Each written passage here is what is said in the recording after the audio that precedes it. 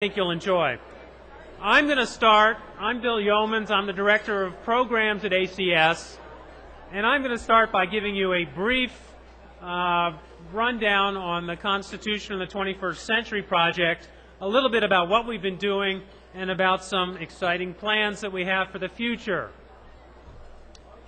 As most of you know, the project is ACS's effort to pull together all of you, practitioners, academics, public interest advocates, and students to think, talk, write about issues of law and policy, and to try to make sure that law and policy move in progressive directions.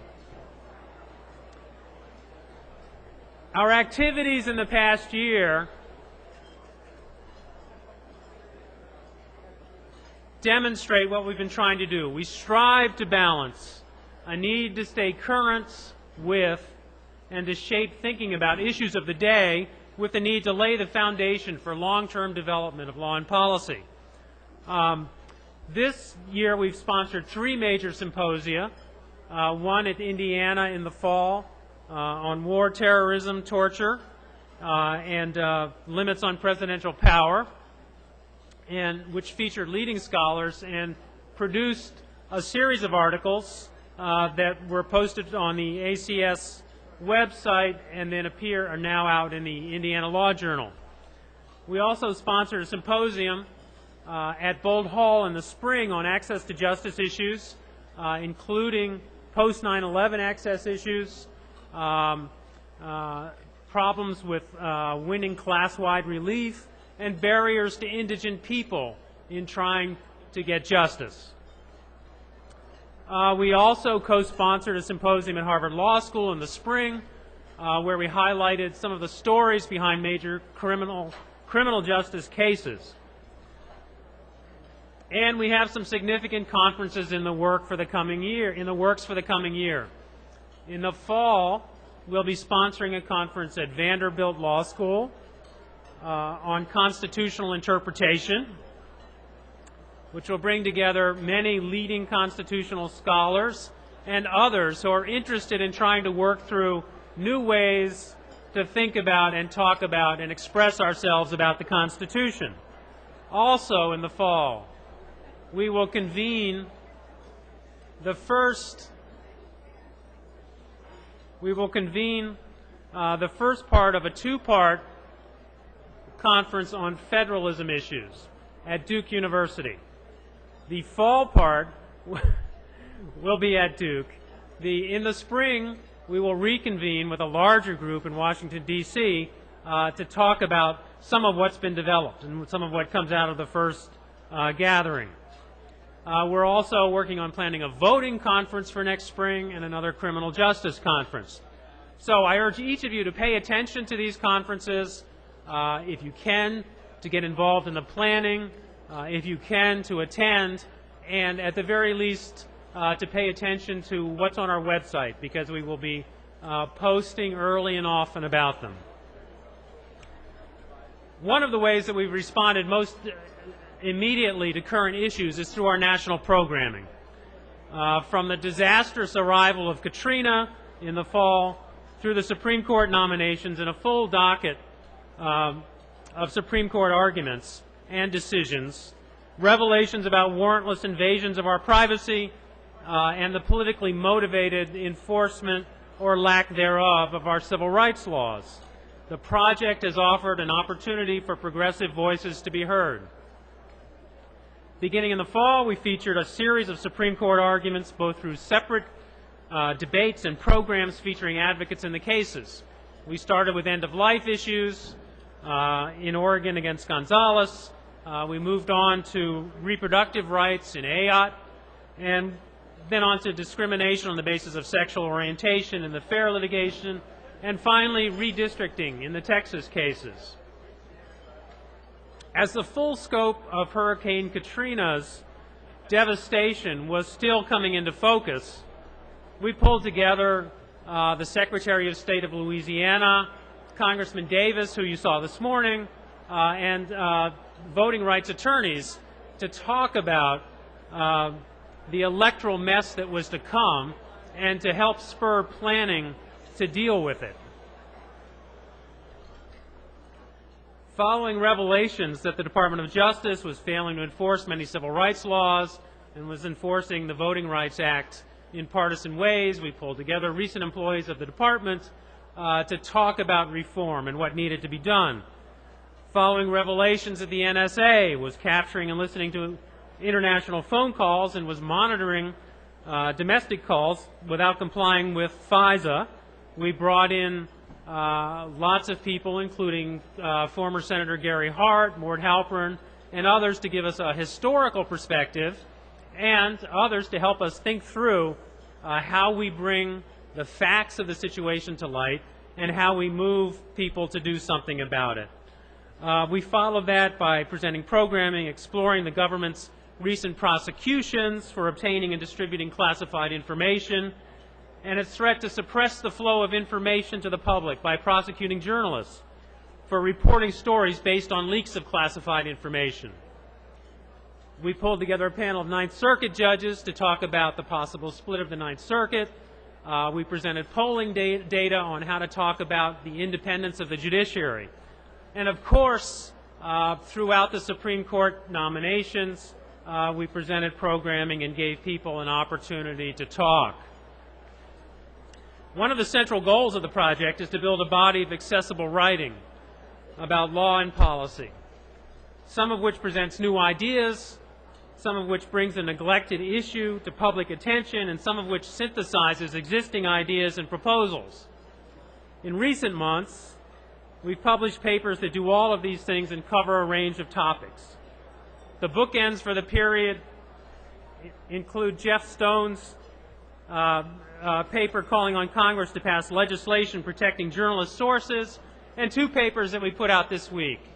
One by Pam Carlin, laying out the compelling case that Congress has the authority to renew the preclearance provisions of the Voting Rights Act, and one by Neil Kinkoff, looking at the use and abuse of presidential signing statements. In between, we have published a long list of papers, and some of which are listed in your program, and we hope you'll take the time to look at them. And I encourage each of you to think about a topic that you could write 10 or 15 pages on to help make an idea accessible or help bring to light a problem that people need to be thinking about. Contact us. We'll help you. We'll work together with you. We're also excited about our web pages. We've created a web page for each of the issue groups. We're putting up content now on a regular basis, and we hope to make those web pages a regular stop for all of you on your journeys through cyberspace. Finally, I would urge each of you to attend, although it's a little late now, but there's still some left, one of the issue group meetings at the convention so that you can plug in and find out what's going on. At these meetings, you'll hear about plans for the group and about ways to get involved in each area.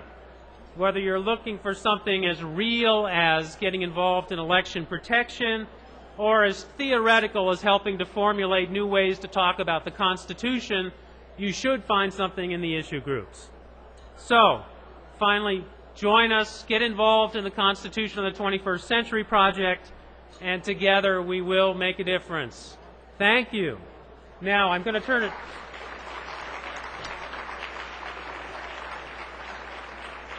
I'm now going to turn it over to Joy Cheney, who has some things to take care of.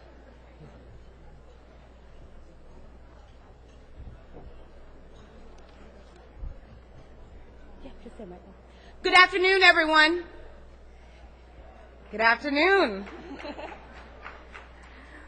My name is Joy Cheney. I'm the Associate Director for Student Chapters here at ACS. And here with me is Amelia Showalter, the Student Chapters Fellow. Has this been a wonderful weekend or what?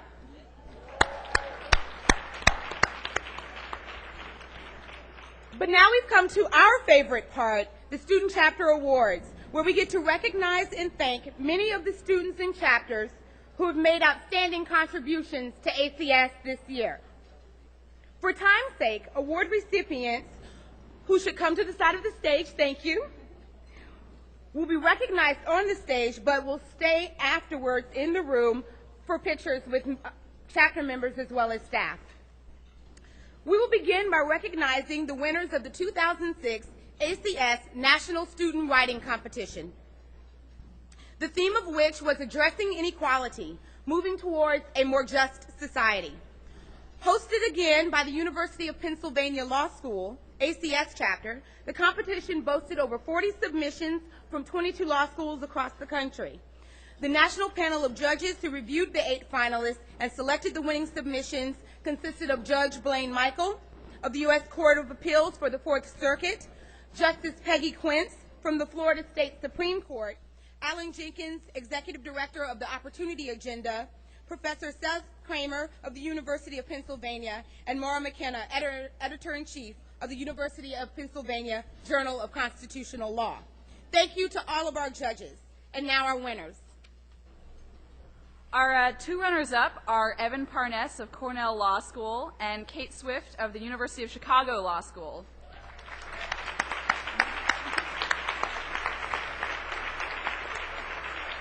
Evan's paper was entitled Non-Justiciable and Irremediable, Partisan Gerrymandering's Attack on Our Representative Democracy. And Kate's paper was entitled A Child's Right, What Should the State Be Required to Provide to Teenagers Aging Out of Foster Care? Evan and Kate, please accept your award. Each of them will be receiving $1,000, and the abstracts of these papers are available on the ACS Law website.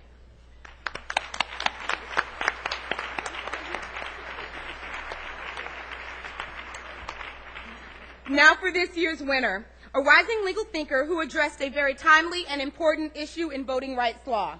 Stephanie Benedetto of Emory Law School received the top prize for her paper, The Government's Categorical Revocation of Voting Rights of the Mentally Disabled, a call to replace over-inclusive state laws with an individuated test. Stephanie?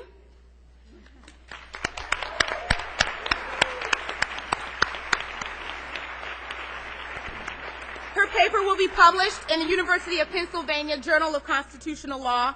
She will receive $3,000, and an abstract and a draft of her full paper are available on the website. Thank you. Thank you. ACS also wants to thank the University of Pennsylvania ACS chapter for another year of their hard work, especially Catherine Manerick, last year's president, and Tom Devlin, the competition coordinator. Believe it or not, the chapter is already making plans for the 2007 competition, so please stay tuned.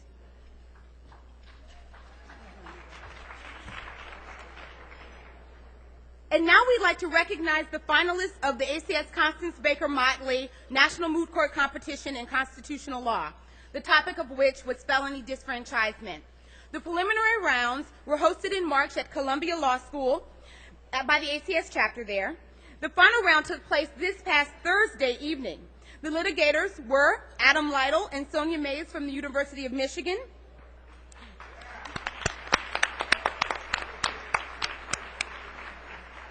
and Andrea Schmidt and Suzanne Leah Broughton from the University of Washington.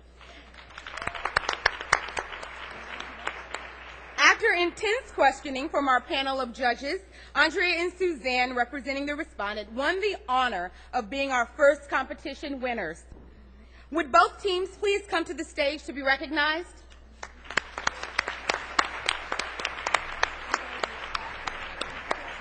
Oh, goodness. Oh, there you are. We are so proud of you. Adam and Sonia, our runners-up, will receive a team award of $1,000, and Andrea and Suzanne, our winners, will receive a team award of $3,000. We should also note that Andrea won Best Oral Advocate in the preliminary rounds.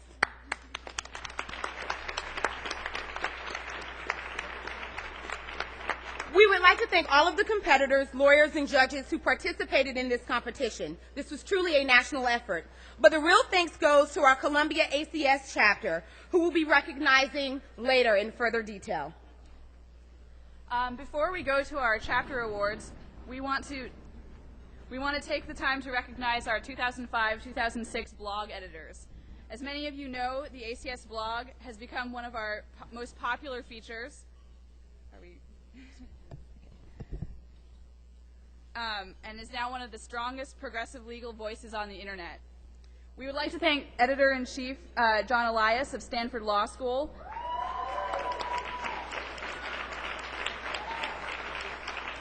Managing Editor Jeffrey Jameson of Harvard Law School, the weekday editors Alex Kuhlman, Nick Alexiou, Vanessa Vols, Alyssa Berman Cutler, and Colleen Berry, as well as the numerous editors at large. John, please come to the stage so we can put a face on the writing. If you don't do so already, please visit the blog at acsblog.org. And now for the chapter awards. As we said many times, student chapters are the heart of the American Constitution Society.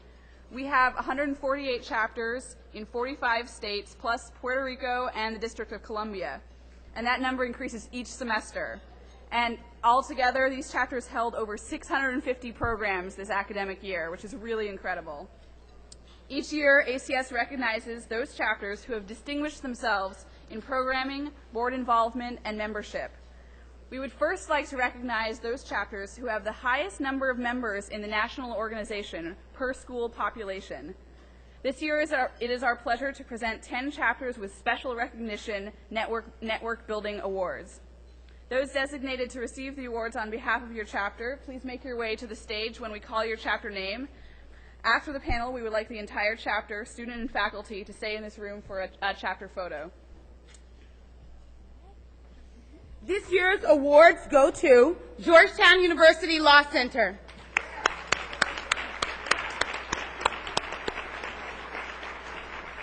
Harvard Law School,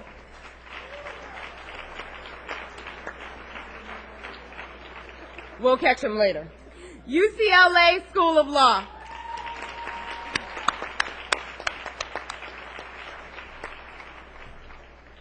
there's Harvard. They're coming now.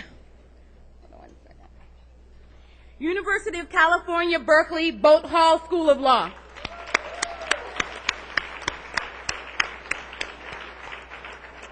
University of Chicago Law School. University of Michigan Law School.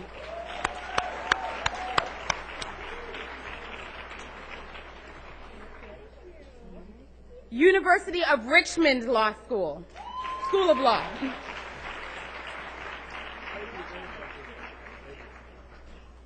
University of Washington School of Law.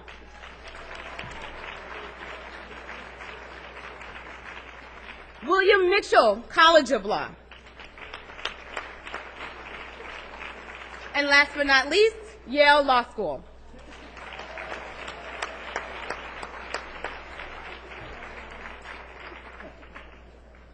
Now we would like to recognize the chapter which has the largest membership. The 2006 Network Building Award goes to Stanford Law School. Rhett Millsaps and Melanie Wachtell, next year's co-presidents, are accepting this award on behalf of the chapter. If you're a chapter member, please meet them after the program on the stage for a photo. Our next award is a new one and will only be given when appropriate to the new or renewed chapter that goes above and beyond to distinguish themselves in the ACS family. This year's recipient not only had an excellent first year of programming, but is helping to launch a lawyer chapter as well. This year's Best New Chapter Award goes to the University of Denver Sturm College of Law. Accepting the award is Katie Potter, the founder and president. Thank you so much. And now for our final awards. The ACS Chapters of the Year, both of whom have exemplified overall excellence in programming, organizing, and membership. The first Chapter of the Year award goes to Indiana's University School of Law, Bloomington. Accepting the award for this chapter is Scott Kundinsky, next year's president. Indiana Bloomington ACS is one of our oldest chapters. This year, it held numerous substantive programs, as well as a C21 Separation of Powers and Federalism Issue Group Symposium in the fall. This chapter is truly outstanding and has been for years. We are honored to honor you. Congratulations.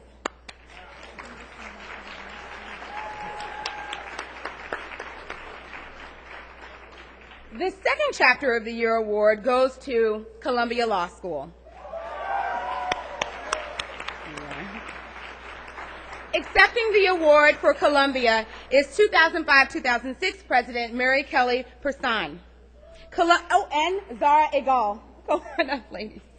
Columbia ACS is an amazing chapter. Not only did they create, write the problem for, and host the preliminary rounds of the ACS Baker Motley Moot Court competition, they planned a full year of additional substantive programming.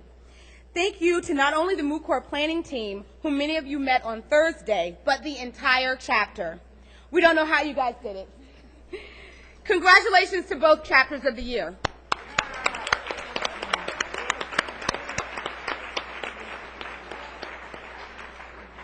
Before we sit down, I want to remind you to sign up to sit at one of this evening's mentor tables.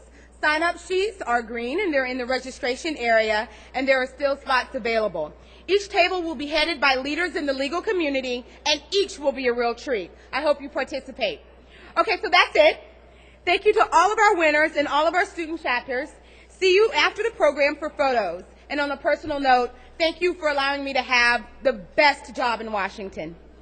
And now to the stage, David Lyle and Carrie Dingle, who will present the Lawyer Chapter Awards.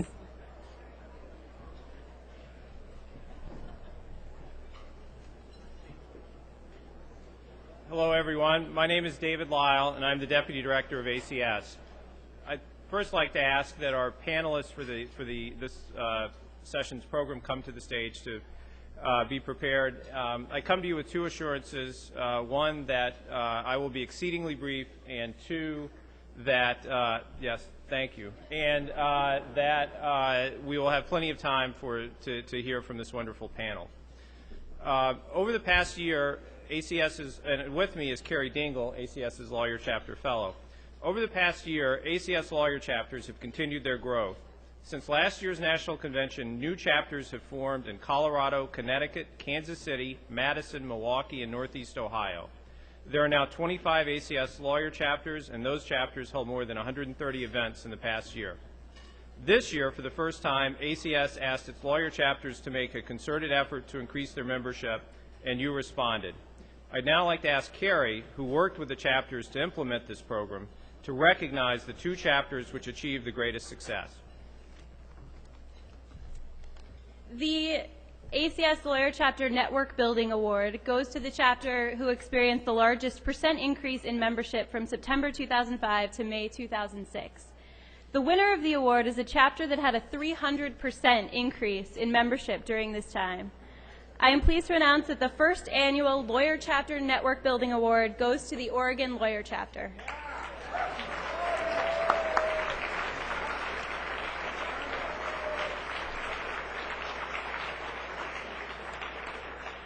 The award for overall excellence in lawyer chapters goes to a chapter that, in addition to impressive growth in membership, also held a number of exceptional events, ranging from a screening of Soul of Justice, Belton Henderson's American Journey, to a conversation with Ninth Circuit Judge Stephen Reinhart. Though they are not in the largest legal market, this chapter has made the most of their resources by involving judges, students, community leaders, and lawyers of all kinds. I am pleased to announce that the 2006 Lawyer Chapter Excellence Award goes to the Puget Sound Lawyer Chapter.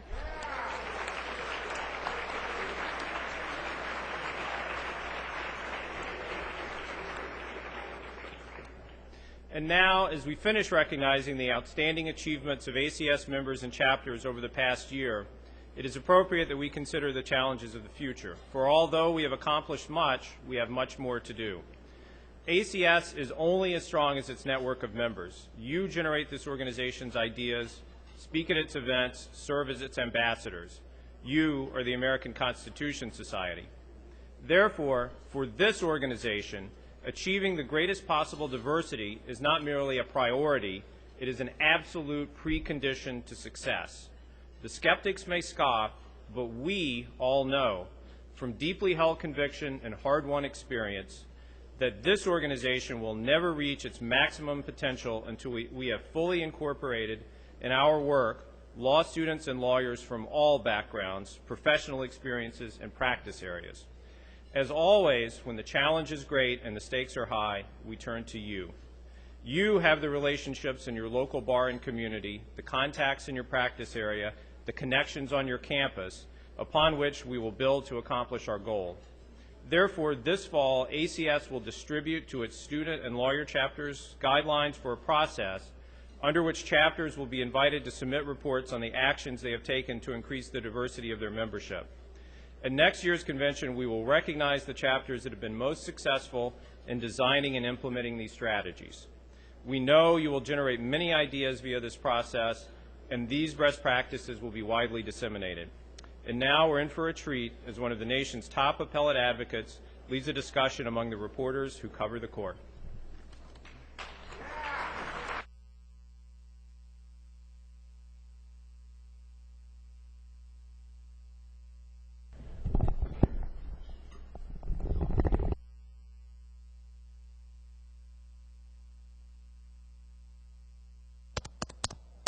Terrific.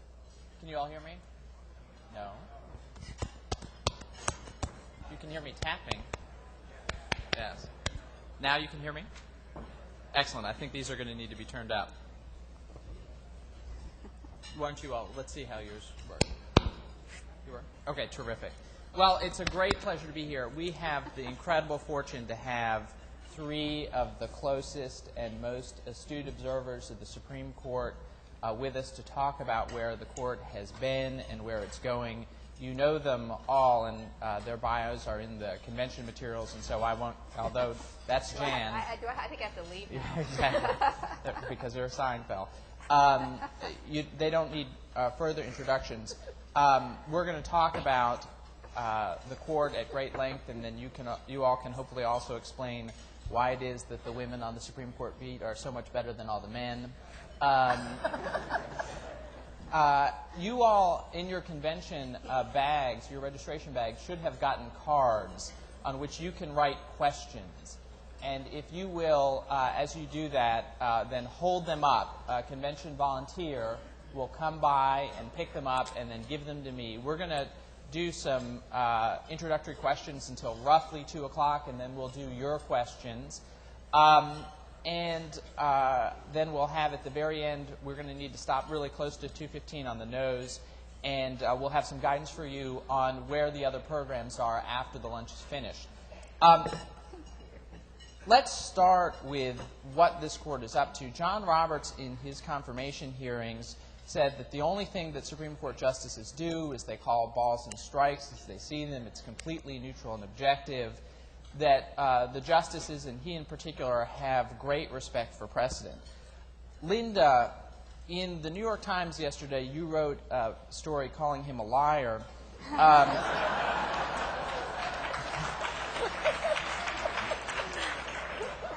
You wrote that the editorial. That was that the Hudson decision, newly issued on the exclusionary rule in the Not Gonna Announce case, left the value of the exclusionary rule, quote unquote, uncertain, and the majority opinion was sufficiently dismissive of the exclusionary rule to serve as an invitation to bring a direct challenge to the rule in a future case.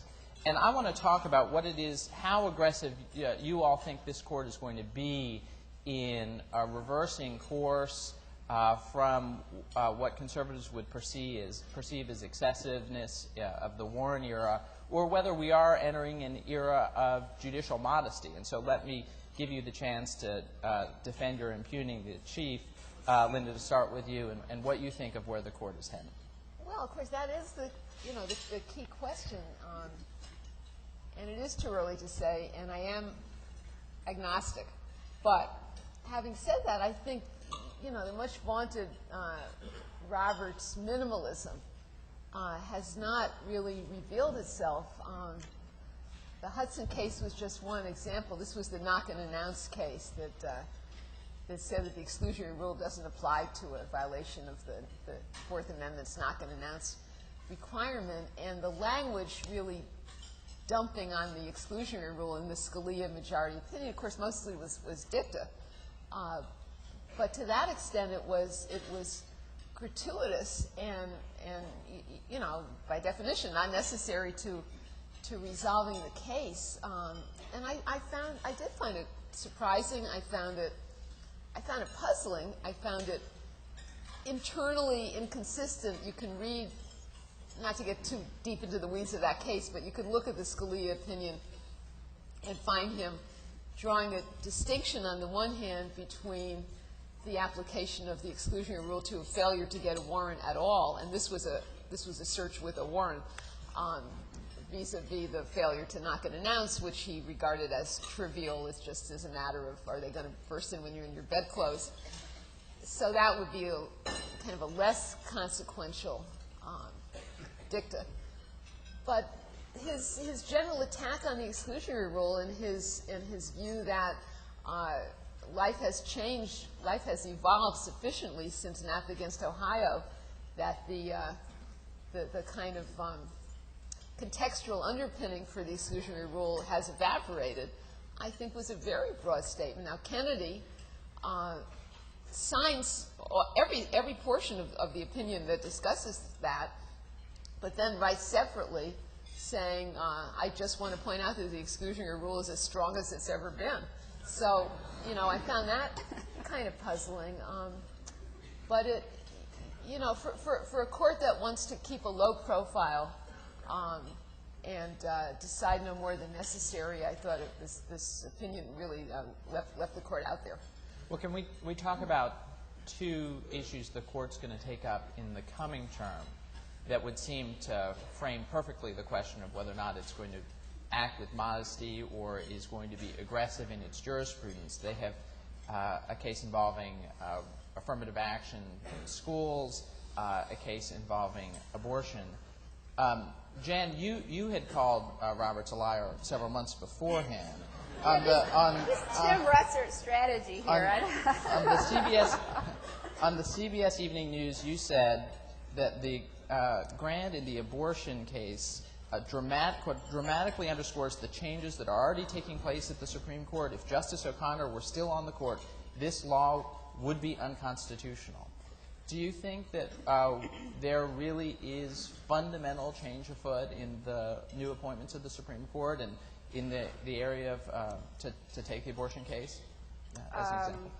Well, I mean, I think that there's no question that this court is going to move to the right, is going to be much more conservative than the court that we've all grown so comfortable with over, you know, this last 11-year period. The longest that a Supreme Court of 9 was intact in history. They settled into some very predictable patterns with Justice O'Connor, as you all know, so frequently casting the deciding vote on all of these critical social issues like abortion, like affirmative action, religion, gay rights, on and on. Justice O'Connor, we always looked at to see which way she was going to go, because then so would the court. And she hated that. I mean, she hated being referred to as the swing vote or the swing justice, because she would tell me repeatedly that that was not, you know, she was one of 9. But I think that no one can dispute that O'Connor's vote took the court in the direction often that it was going to go.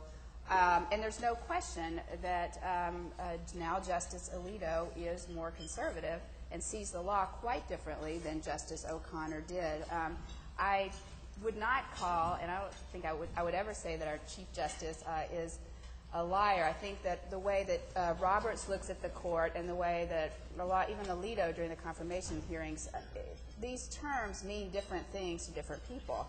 And as you guys all know, judicial activism means whatever the person who's criticizing the decision says it means. Modesty means very different things to different people. And I think when John Roberts would talk about judicial modesty and small c conservatism and judicial restraint, he would say that that's probably not incompatible with a court that would decline to reach, say, the Casey decision, that perhaps Roe is an immodest decision and that is something that should be re-examined. So to say that this court is going to be more conservative, is going to move the right, will probably overturn some very significant decisions as soon as next term, I think doesn't necessarily mean that this is not a modest court, at least in the terms and the way that Justices Roberts and Alito would use those terms.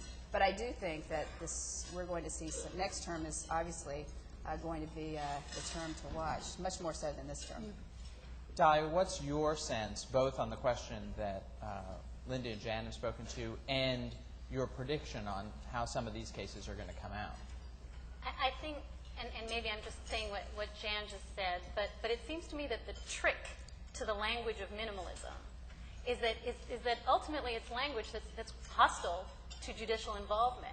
I mean, it's language that, and I think one of the ways that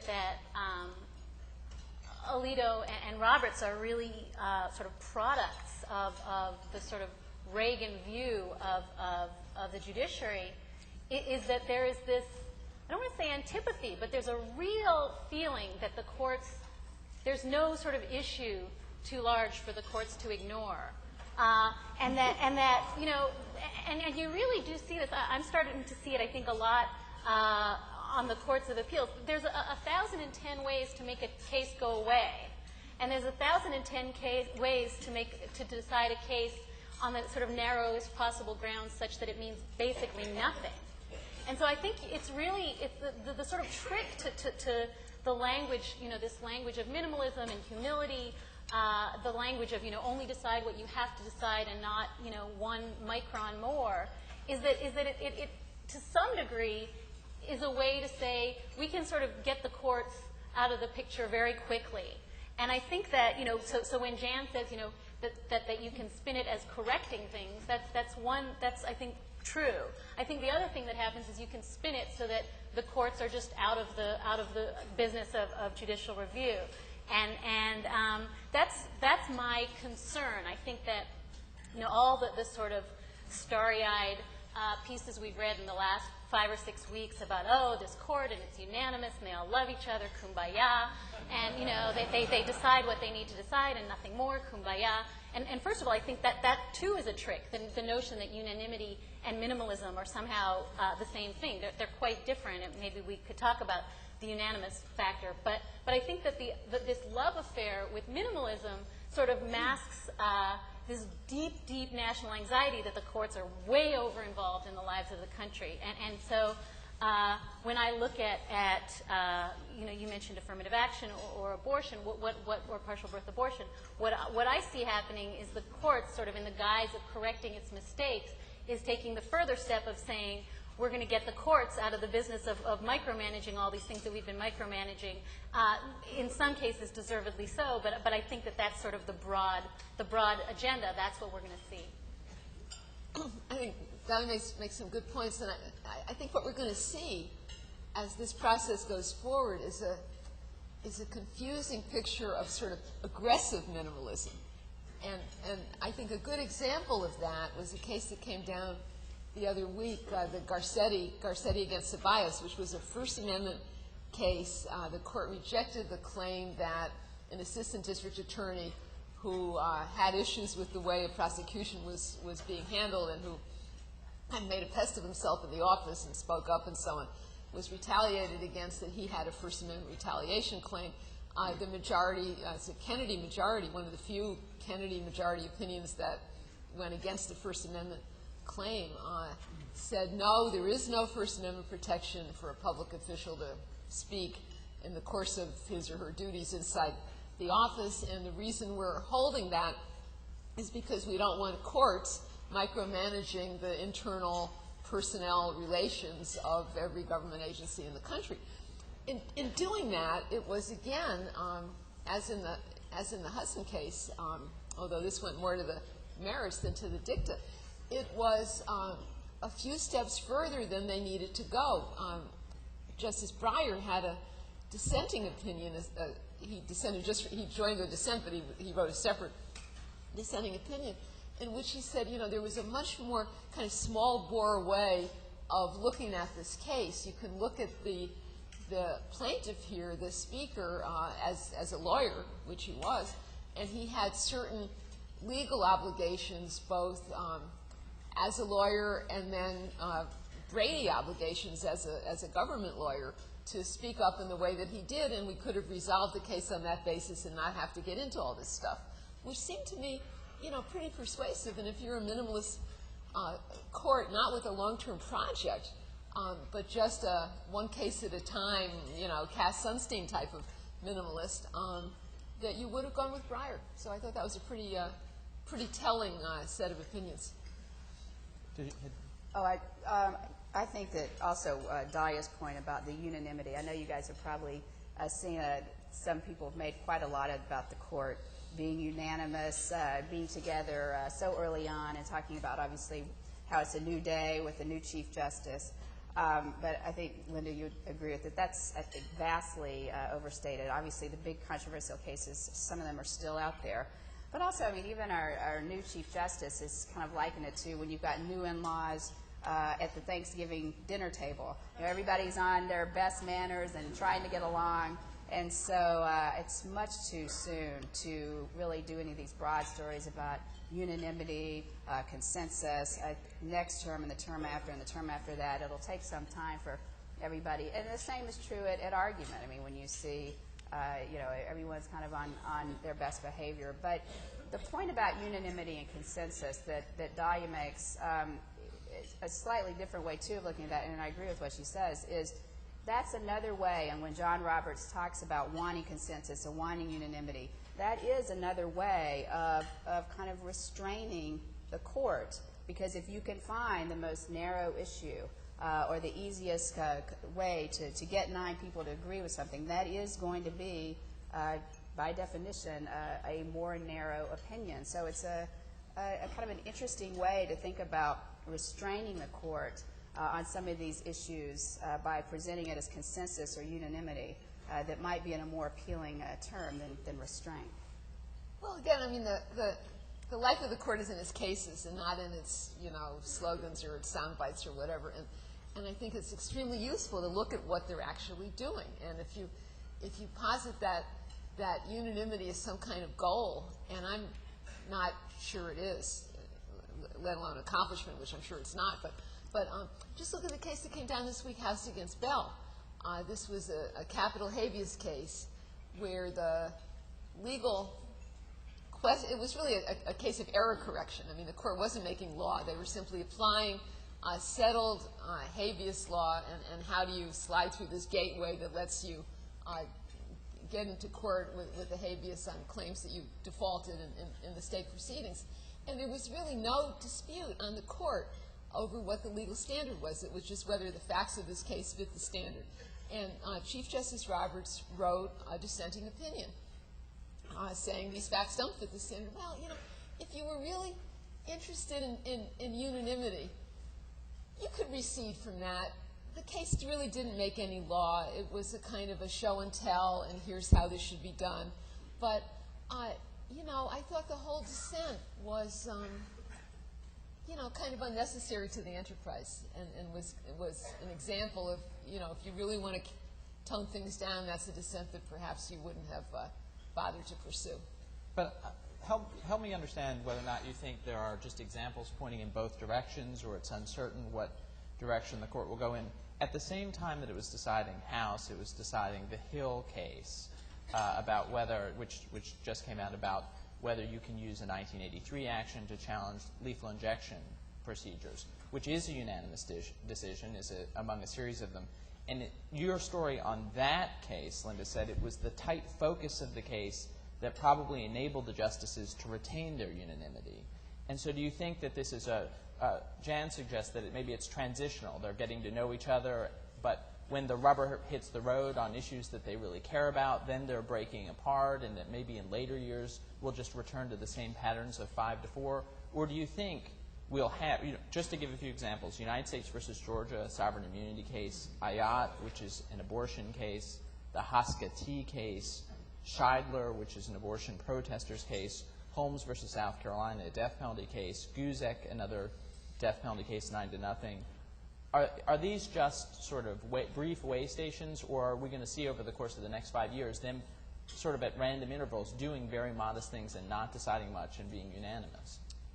Well, I don't think any of those cases that you mentioned are going to sort of go down in history as cases that people are necessarily going to remember, 5 or 10 years from now. And I don't think there's anything really that new going on. I mean, the lethal injection, the unanimous lethal injection case this week was simply based on the, I believe, unanimous Nelson against Campbell case that had also looked at Section 1983. It was an O'Connor opinion in the context of lethal injection just 2 years earlier. So it was just simply a kind of a, plug it in and fill in that blank. But no, I mean, I think, Jan's quite right. The hard cases haven't come down yet. The rubber will meet the road in the next 2 weeks and in the terms to come, and I don't expect any more unanimity out of this crowd than in the Rehnquist court. And just to point out one tiny little footnote, it's just kind of interesting to group these on this sort of thing. But even on the Justice Scalia's project of delegitimizing any reference to legislative history, I mean, they're not unanimous on. I mean, the newcomers are Roberts and Alito have not subscribed to that. The Zedner, one of Alito's first, if not maybe second opinion, came down the other day. This Speedy Trial Act statutory interpretation case called Zedner. Alito freely uses legislative history that causes Scalia to only partially concur, and obviously didn't make any inroads there. So anyway, they're not all fungible, and they're not all going to be unanimous. I thought Alito did that deliberately to put to rest Scalito. I thought, that was the first sentence in every single story that was written about, Alito cites legislative history, and they all wrote, "Guess he's not Scalito after all." I think with one stroke of the pen, he got rid of a hated nickname. But I think if we're sort of talking about sort of the big themes, and one is this sort of new minimalism.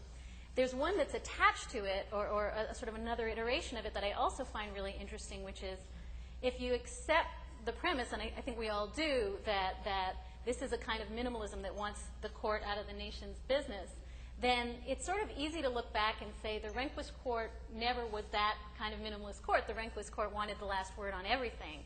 And then the question becomes, what do we do with Anthony Kennedy? Because I sort of class him in my head with O'Connor and the former Chief Justice Rehnquist as someone who at the end of the day really wanted the courts to sort of be big and important and have the last word.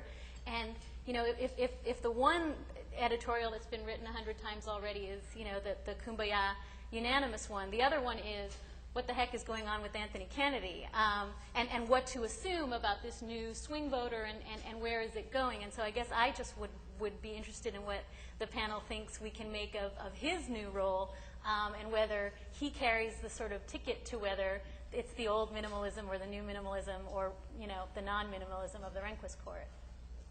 Well, I mean, I think it's much too soon to say what's going to happen based on anything the court's done this term with Justice Kennedy, but I probably am not in the camp of conventional wisdom on this, where it's going to be the Kennedy court, that he's the next swing voter. I think that the White House probably got 3 new justices for the price of 2. I think that Roberts and Alito, because of their intellect and their personal styles and interpersonal skills, are going to have great success with Justice Kennedy, and I think that in a way that Rehnquist and O'Connor did not. And if you think about the court, as Justice White always said, I mean, every new justice is a new court, and we've got 2 new justices, 1 new leader, again, both of whom are just, nice guys and smart guys, and guys I think that will have tremendous success with Justice Kennedy and bringing him, as some conservatives hope, as they would see, back to the fold. Well, Linda, in the paper yesterday, you said that Jan was wrong.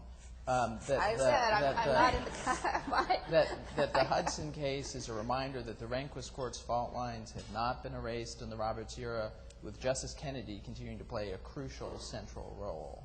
Well, certainly on criminal law, I think, if you look at the House against Bell earlier in the week, criminal law is going to be what he thinks it is. But taking Dahlia's point, and I think it's a good one, that Kennedy is now maybe the last one standing who really thinks that the judicial enterprise, the kind of, the Marbury against Madison, we have the power to say what the law is, the Kennedy of City of Bernie, is still there. And I think a real interesting test for him is going to be the partial birth abortion case next term, because here we have, much like the Religious Freedom Restoration Act, we have a Congress that said, okay, court, you told us that a restriction on abortion needs a health exception, but we declare as a matter of congressional findings that we need no health exception here. And so, nuts to you. And obviously Kennedy was a dissenter in Carhart in the first so-called partial birth abortion case. But this is a very in-your-face statute, much as RFRA was. And, it just might get its back up when you add, stare decisis plus the who's got the last word music of this. It'd be very fascinating to watch him in that case. But Justice, I think when you look at Carhart and you read it, Hill versus Colorado, I mean, he felt so strongly betrayed by Justices O'Connor and Souter, who the three of them had come together and joined on Casey, and that his language in those dissents, I agree with you, Linda, about, just kind of, and I think Kennedy does have this notion of judicial supremacy that certainly Roberts and Alito don't have. But his feelings, and you guys should go look at those opinions that he wrote in the wake of Casey. I mean, he just feels betrayed, sold out, and it makes me wonder how he would look at Casey if that were to come back today, and how he would approach that case. Another example, it's going to be interesting because we're going to know, in minutes, but is Hamdan, because I felt that Kennedy. No, wait. No, I didn't mean minutes. I just mean. That's why we got to end at 2:15. That's right. The court is in fact handing down decisions today. I thought in Hamdan it was another really interesting example of Kennedy being sort of surprisingly affronted that the courts were being treated badly, and I found him, his language at oral argument. He really does have a very, very strong sense that the court, is this very, very independent third branch, except it's maybe more independent than the other branches, and so that's another sort of interesting way of saying that. I think that's where he parts company with the newcomers. I mean, it does raise the question, which you suggested, I think, is, the whole Rehnquist federalism project, which played out mostly in these Section 5 cases where the court basically was, telling Congress to go get lost. That was the basis for all of those. And, whether the Rehnquist federalism, so-called revolution, called revolution by me, so let's just call it project. I think it's a fair question. Is it a revolution? Or is it more sort of a petty insurrection? We got this year, United States versus Georgia, that Congress can validly abrogate state sovereign immunity under the ADA when it's actually remedying a constitutional violation. That follows on the heels of Tennessee v. Lane. On the sort of substantive Commerce Clause side, we have the medical marijuana decision. On the other hand, we sort of have the assisted suicide case, in which the more liberal justices say that this regulation that the Department of Justice passed can't be used to ban assisted suicide when the state wants to do it. What really is up in the area of federalism, and where are we going, if anywhere? I think it's kind of the cases you cited are just kind of a mishmash right now. And, certainly at the end of the Rehnquist era with Nevada against Hibbs, the Family and Medical Leave Act case that he surprisingly wrote, you did have a sense that he personally and the court institutionally felt it had sort of, marched up to the cliff, and this was not the time or place for the good of the court to jump off it, and time to kind of pull back. So I'm not sure there's a case in the pipeline.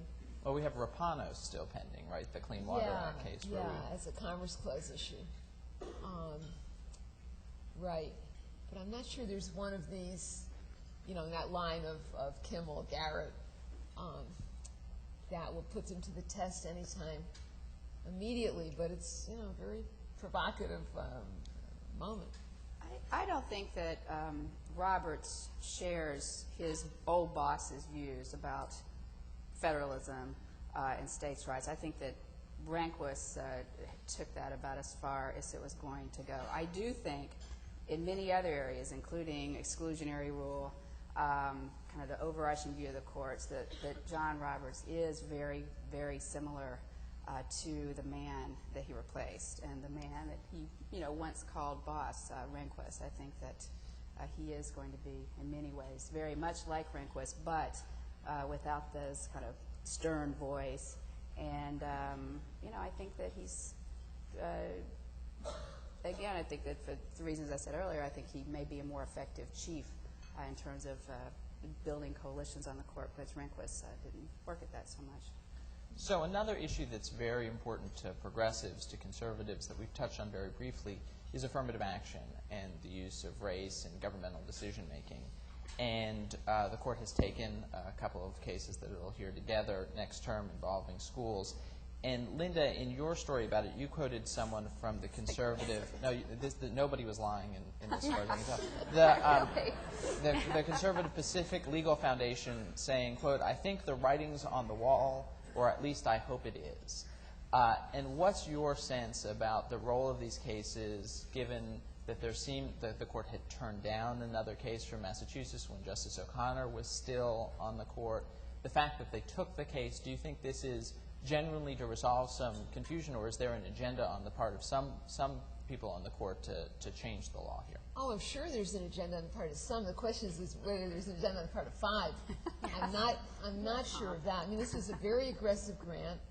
It was a very surprising grant. There's no, as far as I know, there's no conflict in the circuits in the post-Grutter years about the validity of considering race and student assignments. These issues are bubbling up all around the country because basically every urban or consolidated school system has something about race or ethnicity in mind when it draws districts and sometimes in very subtle ways, sometimes in more overt, magnet school types of issues.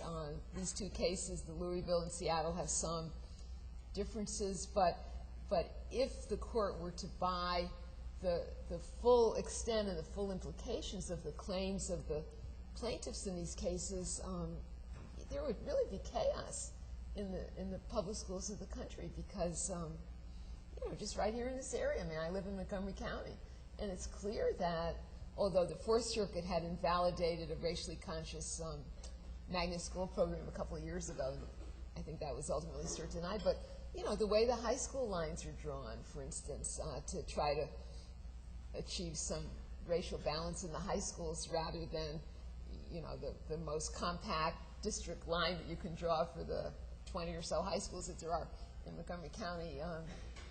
So they've bitten off a big thing here. Now, also in that story I quoted what I thought was very interesting, which was Alice Kaczynski's concurring opinion concurring in the en banc Ninth Circuit that upheld the Seattle racially conscious student assignment plan, saying, basically speaking as a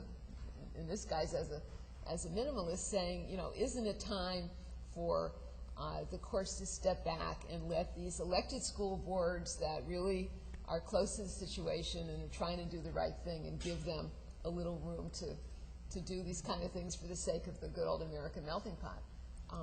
And I think that opinion is going to be, it's going to carry some weight when, in the cold light of day, having forced the CERT grant, goes with an agenda.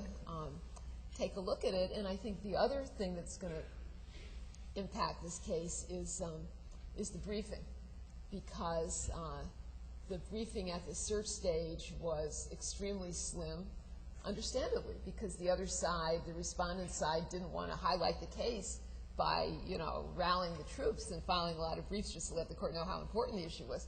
So there were no amicus briefs on the bottom side of the case, but now obviously Grutter and Gratz had more than 100 amicus briefs, and we all know from the military brief and the Fortune 500 brief and all these leaders of industry and so on coming in to say we need to retain affirmative action, that was really, I think, dispositive in terms of Justice O'Connor's vote in Grutter, and briefs like that are going to come in saying much more, better than I said a minute ago, what the implications of this are for the public schools of the country, and I think that'll get the court's attention. Dahlia, one case that you've written a lot about and is really on people's mind and you've mentioned is Hamdan and Guantanamo. And you wrote a piece saying that the president had detonated a major domestic news bomb in a foreign country recently. And so what's going on with the Hamdan case, and what do you expect to happen? Well, it's just, I feel like everybody's probably seen the news of the past 2 weeks where suddenly the president is saying we want to try them in U.S. courts, and then he's saying actually we want to try them in other courts, and then he's saying we want to try them in military. I'm completely confounded by what it is that, who is writing his, talking points on this, because it seemed as though everyone was in agreement that the Bush position in Hamdan in all the war on terror cases was, I can do whatever I want, whenever I want to, and the court, can't tell me not to. And then suddenly there's been this weird sort of retrenchment in the past couple of weeks that may have been a slip of the tongue, although I think it's a multiple slip of the tongue. I think he's now said things like, well, if the courts tell us we can't try these people with our, tribunals that we just invented, then we'll try them in military courts, which was sort of what the other side had been asking for all along. So I have to say that I've become very confused, and I think Tony Morrow's piece this week said, oh, well, that's because he knows that they know they're going to lose.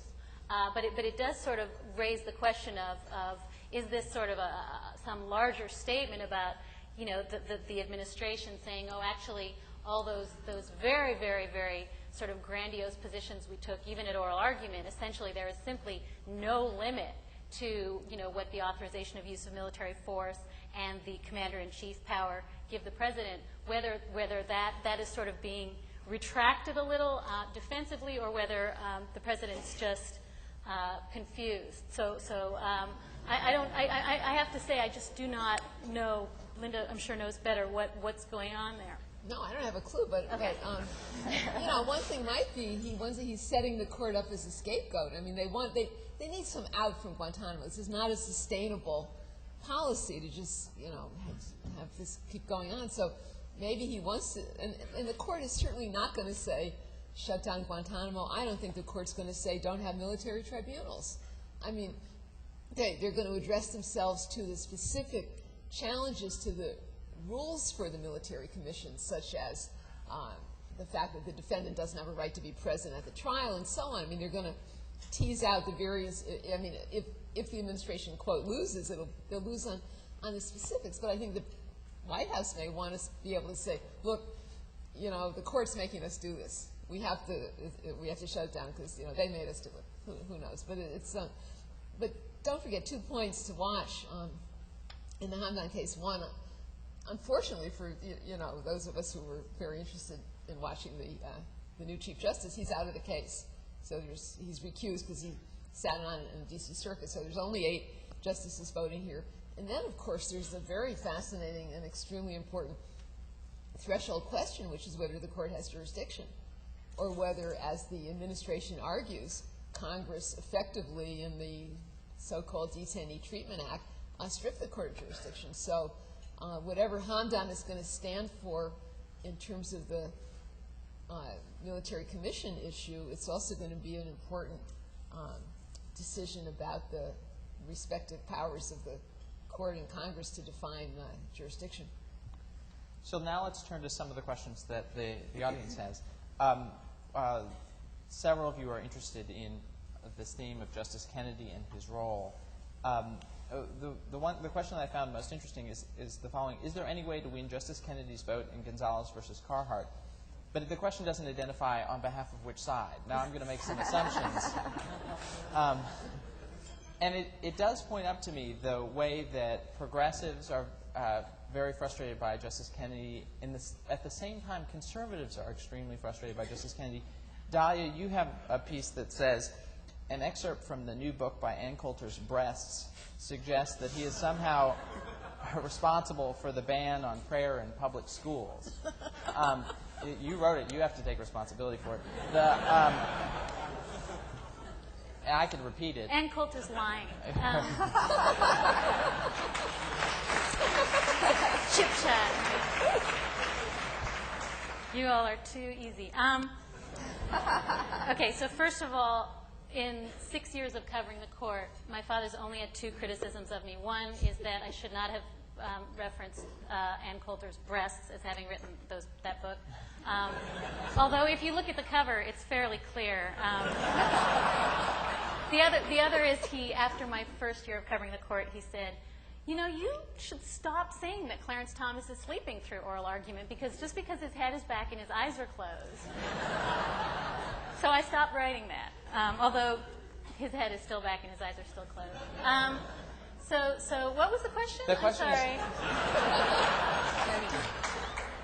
sorry. The question is there any way to win Justice Kennedy's vote in Gonzalez versus Carhart, the so-called partial birth case, and how? What you know, given I was there that day, Jan, when Hill was decided and when the last Carhart decision was decided and came down, and it was not just the opinions when you read the opinions afterwards, but that day in the hand-downs when he talked, he was pissed off. His voice, I mean, his voice was just quivering. I mean, it was just, and the two coming down together like they did, the Hill versus the abortion protest case. But the language, I mean, I don't think that there's any way that he is available. Now, on the affirmative action, I think that's what you're going to see Kennedy do next year. He'll split the difference. But you may have a. I mean, well, I do think that the only reason I wrote that piece was because there had been 2 and maybe 3 really big attacks on Kennedy that week. From one was an op-ed in the Wall Street Journal that said that, you know, Kennedy, look at what you forced, you know, Congress to do. They're having to spend their time on this silly, you know, gay marriage ban because of your decision in Lawrence. And so there was this. I mean, it's really amazing. You know, it's like there has been this, and it's gone on. I mean, who is it that calls him the most dangerous man in America? Is that Dobson? But I mean, you know, he is singled out for such bilious, virulent criticism in a way that no one else is. And so I do want to sort of say, it seems to me that there is this weird strategy now on the part of some at least pundits in the right to just go after him, and call him, you know, grandiose and a vacillator and a great betrayer of the cause in some kind of attempt to get him back on the reservation.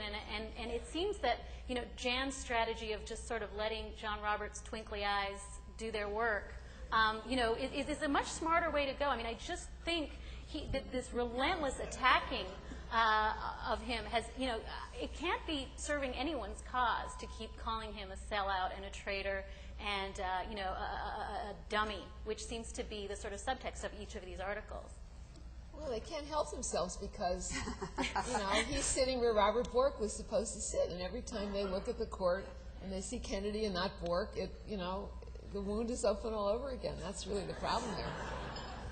And, you know, there is a real battle on the court for Justice Kennedy. And, you know, Stevens, I think, is so engaged even on this point, and he shows no signs. I don't think we're going to have a retirement this year or next. I mean, he shows no signs of slowing down. But, you know, it's fascinating to kind of look at, even last term, looking at some of the opinions, you know, Stevens, as they're citing, kind of gratuitously citing Kennedy's concurrences and a footnote, and, you know, in another case, he's talking about, you know, even, you know, Madison would have been so proud of this great decision by Justice Kennedy. So you see this kind of struggle now. Yeah. But again, I mean, when we think about the court, and you think about it, really, it's a group of 9, and these guys and one woman, in many ways, very much define themselves in relation to one another. And you see that time and time, term and term again. The 91 term is a fascinating term, and a term I think that's useful to think about when we're making, you know, when you're assuming things, when new justices come on. I mean, think about that time and that term. You had Justice Thomas coming on and replacing this, you know, great liberal icon, Justice Marshall. You had abortion, you had school prayer, and everyone knew that the court was going to go dramatically to the right. And instead, that was a term that the court actually went more to the left. Justice O'Connor backed away in many cases from some of Justice Thomas's forceful views. They refused to overturn Roe, that term. That was the term Justice Kennedy actually flipped and was supposed to write a decision in Lee versus Weisman allowing school prayer at graduations. He changed his mind before the opinion was released, ended up writing it the other way for the other side. So, when you think about the court, they do define themselves in relation to one another, and that's why I think for the next couple years this court is going to be, and next term is going to be a very difficult one for this court because of these controversial issues that they've got on the horizon. Well, sticking on the point for a second of the justices and their relationships to each other and sort of how their own views can change over time. Just, Jen, you're working on a book about the court. Linda has written a book about Justice Blackmun, and we have both a comment congratulating you on the book and saying how terrific it is, which is obviously right, and asking, do you all see anyone else on the move in the court where you would say, I expect 5 years from now this person is going to be deciding things in a way that they wouldn't have 5 years ago? Yeah, well, that's a very rich question and a rich topic. And an excellent compliment. What makes somebody in a position of a Supreme Court justice open to change? Certainly Sandra O'Connor changed considerably. And, what she and Harry Blackmun had in common was the fact that they both, in midlife, had this very disruptive experience of having to pick up and move across the country into a new culture and a new setting for which they felt, marginally prepared at best. And it's a kind of a, mind-bending, mind-opening experience. You look at John Roberts and Samuel Alito, and I think that's less likely to be the case. John Roberts' commute increased by about 5 blocks when he moved from the D.C. Circuit to the Supreme Court, and Alito also was, very familiar with Washington from his early days of his career. So it's just a really interesting topic, and I don't know. I can't point at somebody right now in the court and say, here's somebody in the process of change. I think Stephen Breyer has, really distinguished himself in a way that maybe wouldn't necessarily have been predicted by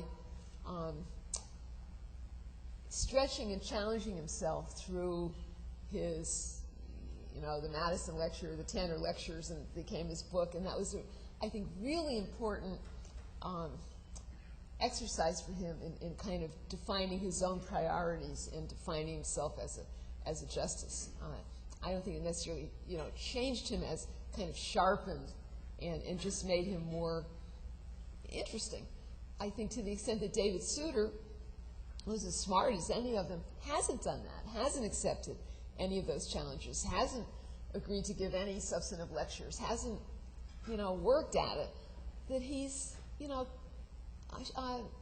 short-circuited himself by his kind of isolation from the sort of broader intellectual circles around the court that Breyer has plunged into. And it's a question of personality. Certainly not a question of intelligence, it's a real question of personality. So it's a really interesting subject that, personally I'd like to do more with or think more about or learn more about, but I don't have a kind of shorthand answer to it.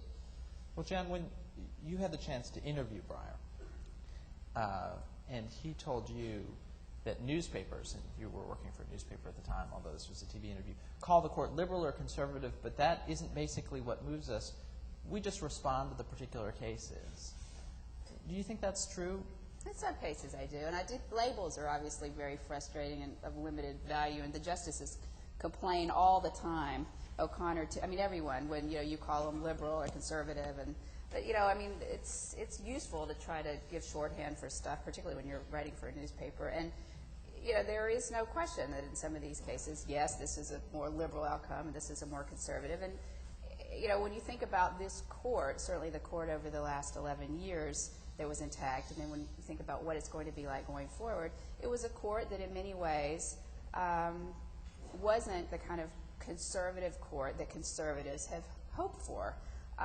Even at his hearing when he was on the appellate court, John Roberts got pressed by Senator Durbin, the senator from my state, Illinois, about comments that Roberts had made to a newspaper reporter a few years before he was nominated to the appeals court, that it was not a conservative court. And, Durbin was saying, well, how can that be? I mean, how can you say this isn't a court that's conservative? And, Roberts ticked off all these examples that they wouldn't overturn Roe, wouldn't overturn affirmative action, on and on and on. So, but then you have other cases that would suggest to the contrary. So labels do have some limited value, but we still have to use them. And I think that going forward, and it's funny because, I think this court is clearly going to be more conservative. Now, a media watchdog group from the right would criticize me for saying that, although I'm telling you that if this court doesn't become more conservative, the White House and the conservative groups are going to feel like they failed miserably because they saw, Justice O'Connor's retirement as a real opportunity to shape the direction and future of the court. And I think that they feel with the Alito nomination that they have succeeded. But certainly there have been surprises. Look at David Souter. So to pick up on the last question before we end the panel from the audience, on the assumption that the court isn't suddenly unanimous on everything. On the assumption that what? That the court isn't suddenly unanimous on everything, and that there are actually going to be the divisions that we've talked about. Who do you all see as the leaders, the intellectual leaders of the different wings of the court? If you were to say in 5 years from now, these are the people who are going to be writing the most significant opinions and are going to be the ones that we're talking about the most, on the assumption that the court's membership doesn't change further. For 5 years, and I wouldn't hold to that assumption, but I mean, John Roberts has the potential to be, as Jen has said, a fabulously effective Chief Justice, and I think I'd look to him to be a real leader of the court, and to kind of project the image of the court to the public in a way that, be quite different than the old chief, and maybe quite a winning one, to the public at large, maybe even if not to this group here. So I expect him to be a historically significant Chief Justice. And for progressives, Diane? I think Linda's point earlier. I think Stephen Breyer has deliberately sort of crafted for himself, both by sort of that sort of curious alignment he had with O'Connor, but also sort of being more moderate, I think, over the past couple of years. I think he is trying to sort of create for himself a real sort of role as the intellectual fulcrum there, and so he would have been my answer too. Those are the two that I would have said as well. And I think Breyer, it's so, when he came onto the court, he really wanted to try to, kind of have this great persuasive ability with Justice O'Connor, and he really had, some high hopes for what you could do on the court, and some of the stuff we were talking about earlier about, everyone defining themselves in relation to one another, and he now just seems so energized and engaged in this new court and these new justices, and he's speaking out more in the conference, and he's really feeling, I think, kind of the excitement and spark of this new court, and he certainly has a clear philosophy that he's worked through and thought a lot about, and so I would say Breyer and Roberts as well. All right, so before we thank the panel, let me tell you all where you go next. The panel sessions immediately following this program are the future of federal civil rights enforcement in the Capitol Room, challenges to reproductive freedom, law, politics, and science in Yorktown, public integrity prosecution, can the Department of Justice police the executive and legislative branches, and there's been a room change for that. And that is now in Congressional A rather than Columbia A, because there's another group that won't get out. An establishment clause for the 21st century in Columbia B, and Democracy and Voting Issues Group in Yellowstone, Everglades. One other room change. At 4:15, the Access to Justice panel will also meet in Congressional A rather than its originally scheduled room. So now please join me in thanking the panelists.